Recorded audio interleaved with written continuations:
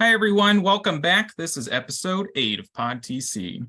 Today, I am joined by kind of like a first for PODTC, someone from ODHE.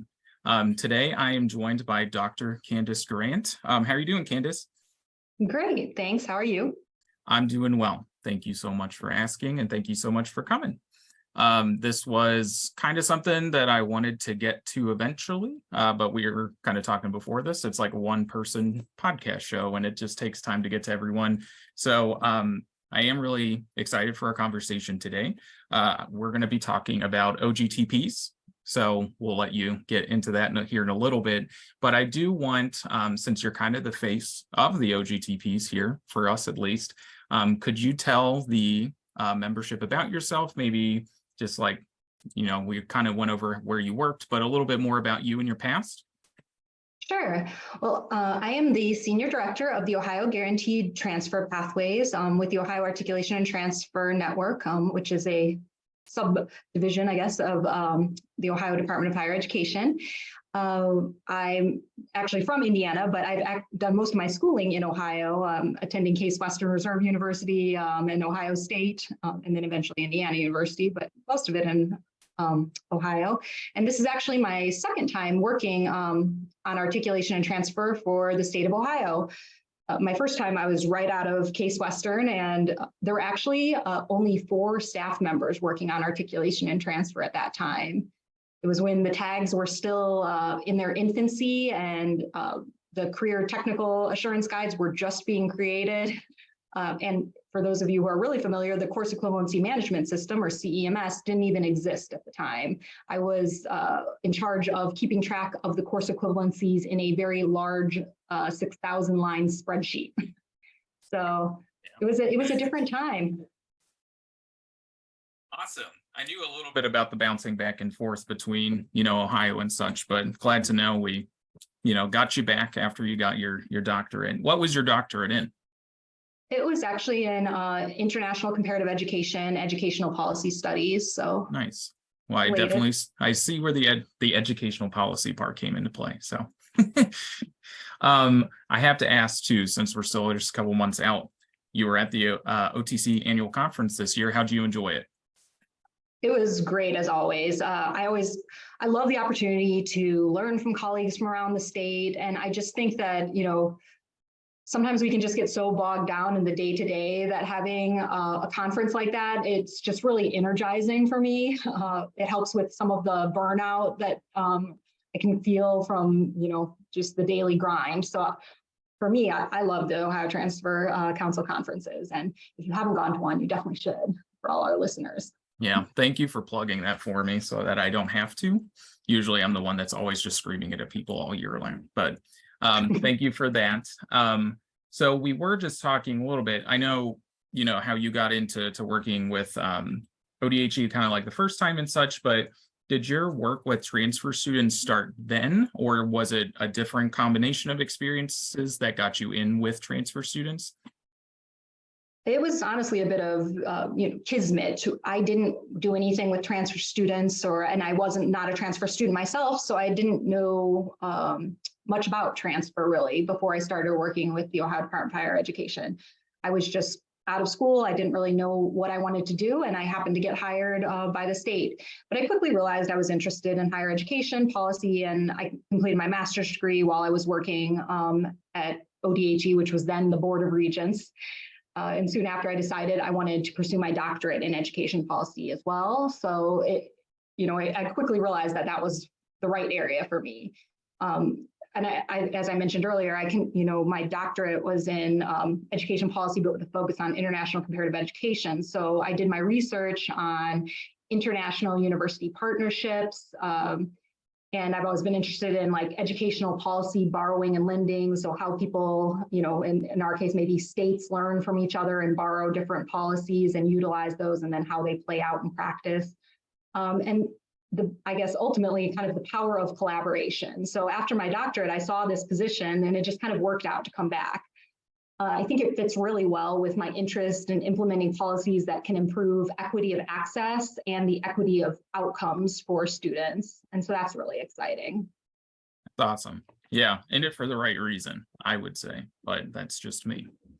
So why don't we get more into the substantial reason why you're here, right? I do thank you for sharing that all about yourself. I really do like getting to know people a little bit better, and hopefully our membership does too the next time they see you on like a webinar, or then they see you at the conference next year and all of that. But we use the term OGTP and all of that, just throwing it out there. But we have new members. We have members that may have been around for a long time that maybe their institution doesn't have as many of these as in place as there are available. So could you really just maybe start from the beginning, like what is an OGTP, and maybe like a brief overview of what this initiative has looked like? Sure.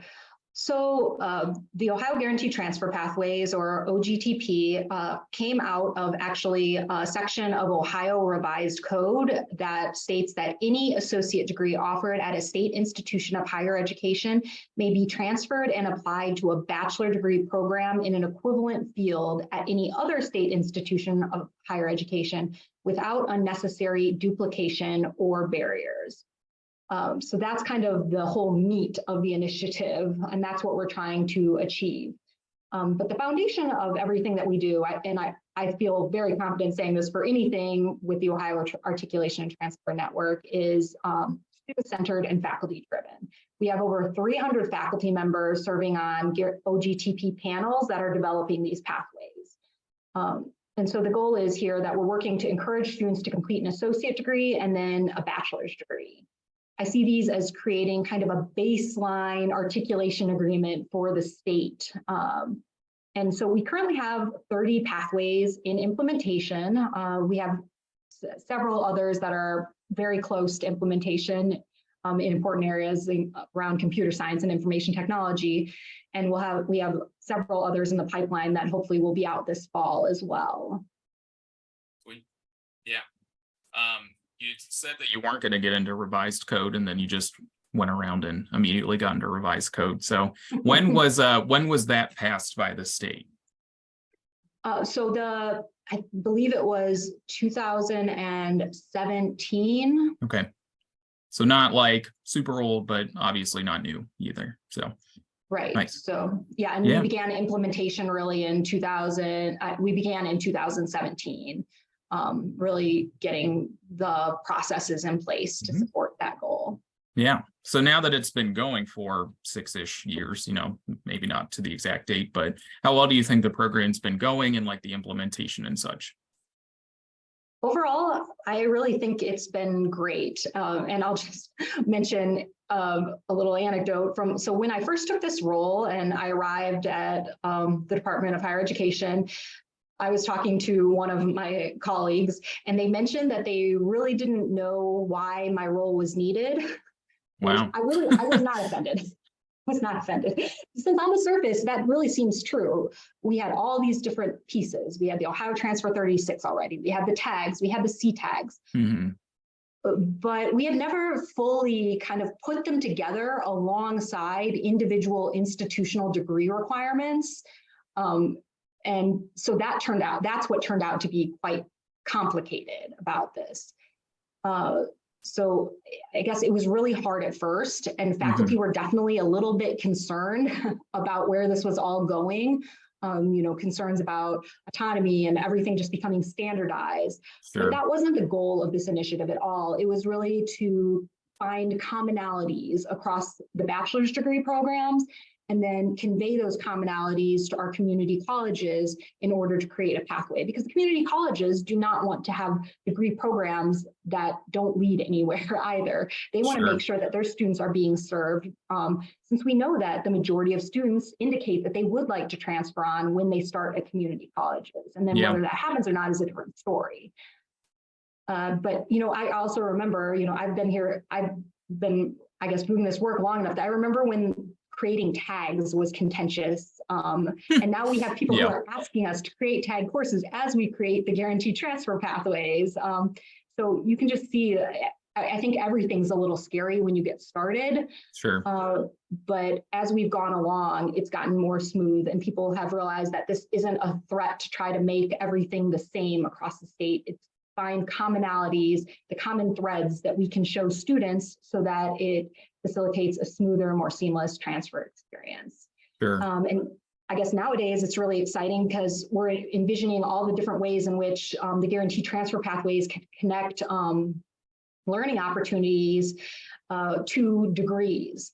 And I'm not just talking about, our college courses, but also those other experiences like the career technical courses, the industry recognized credentials, all of those different pieces. We want to bring those into the pathways as well.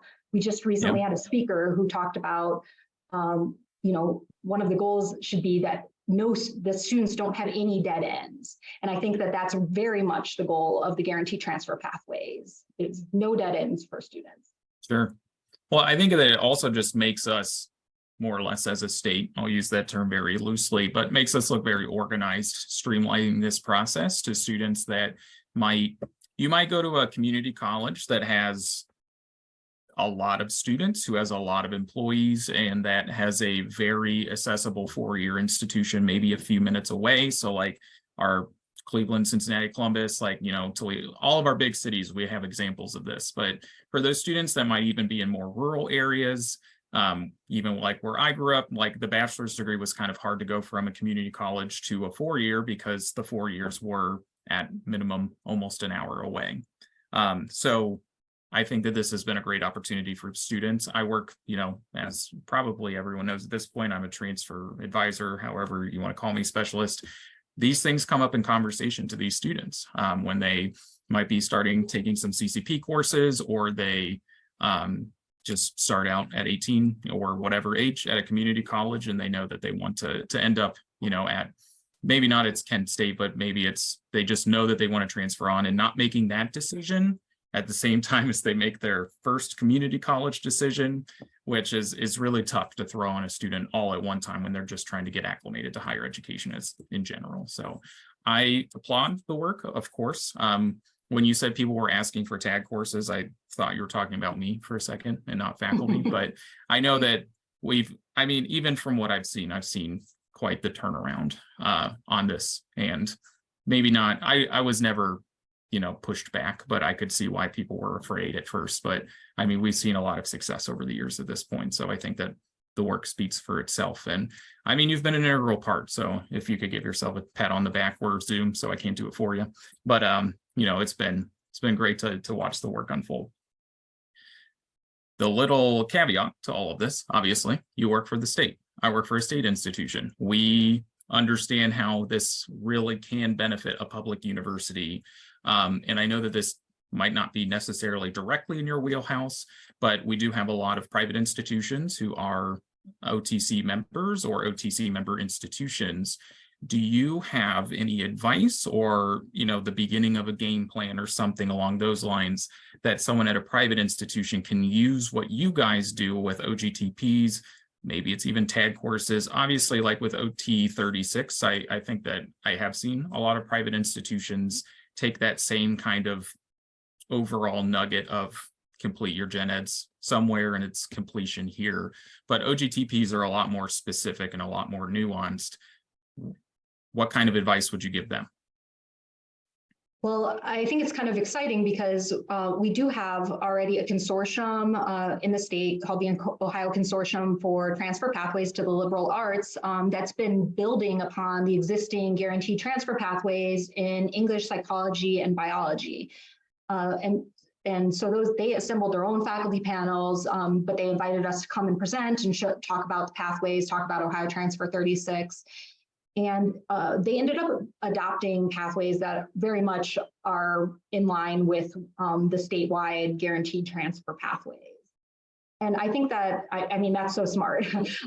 There's no need to reinvent the wheel here. And especially for our community colleges, it makes sense that then their students have options. They can go to a public institution, or they're able to use their pathway and go to the private institutions as well. And so having the same pathway makes things simpler for those students, like you mentioned.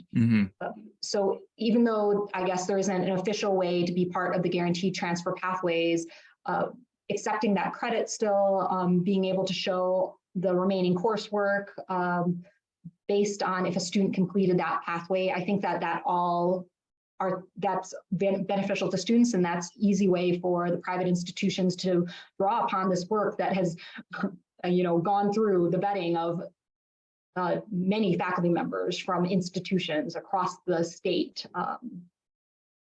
Sure. No, that's great that that work's already started. And I know that, I mean, psychology, English, and biology, you said, yeah, are three very traditional paths that a lot of students still take to this day. Do you see that there's going to be any,